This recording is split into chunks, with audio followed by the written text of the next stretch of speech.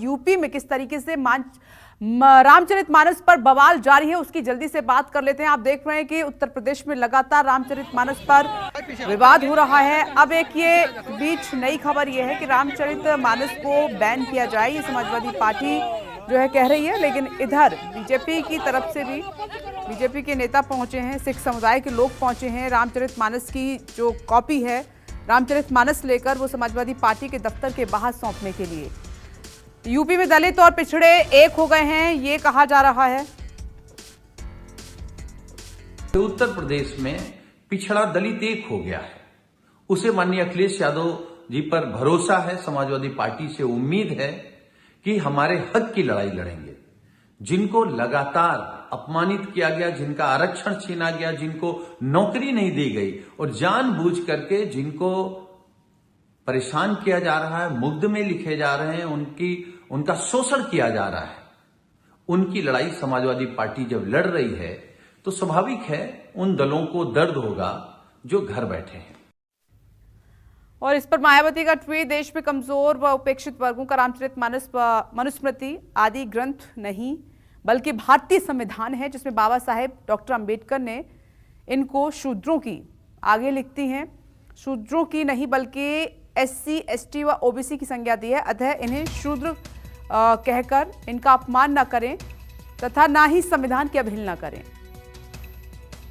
रामचरितमानस हो और चाहे किसी भी धर्म से जुड़ी हुई कोई पवित्र पुस्तक हो, उसमें करोड़ों लोगों की आस्था होता है, विश्वास होता है। और किसी को भी किसी के धर्म पे के पुस्तक पे, चाहे वो रामचरितमानस हो, चाहे होली कुरान हो, चाहे बाइबिल हो, चाहे कालचक्र का ग्रंथ हो, अपमानजनक टिप्पणी करने का अधिकार नहीं है। ये लगता है कल तक स्वामी प्रसाद मौर्य इस पर टिप्पणी कर रहे थे, अब उस पर मायावती ने टिप्पणी करनी शुरू कर दिया। उस पर जिस तरीके से ये लोग कर रहे हैं, ये करोड़ों लोगों की भावनाओं को ठेस पहुँचाने। मेरे साथ मौजूद हैं रामचरितमानस का मुद्दा अब ज्यादा गर्माता जा रहा है। बीजेपी और समाजवादी पार्टी आमने सामने हो गए हैं।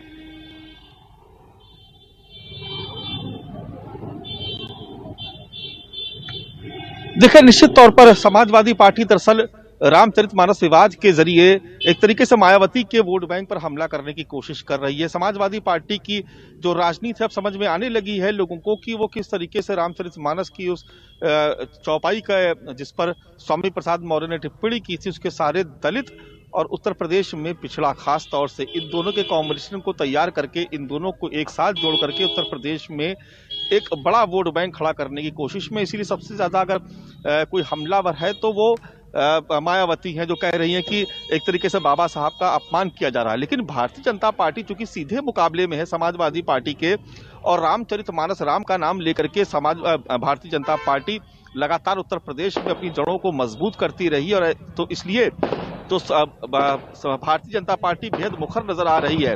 और जैसे जैसे आप विवाद ये बढ़ता जा रहा, आप देख रहे हैं कि किस तरीके से इस विवादित बयान के बाद लोग सोच रहे थे कि शायद अखिलेश यादव स्वामी प्रसाद मौर्य के खिलाफ कोई कार्रवाई करेंगे, कोई बयान देंगे, लेकिन उनको प्रमोट करके उन्होंने राष्ट्रीय महासचिव बना दिया। और स्वामी प्रसाद मौर्य लगातार उस बयान को रिपीट कर रहे हैं। यानी इस राजनीति को समझने की जरूरत है कि जो बार बार इस बयान का रिपीटेशन हो रहा है वो खास तौर से दलित वोट बैंक को टारगेट किया जा रहा है।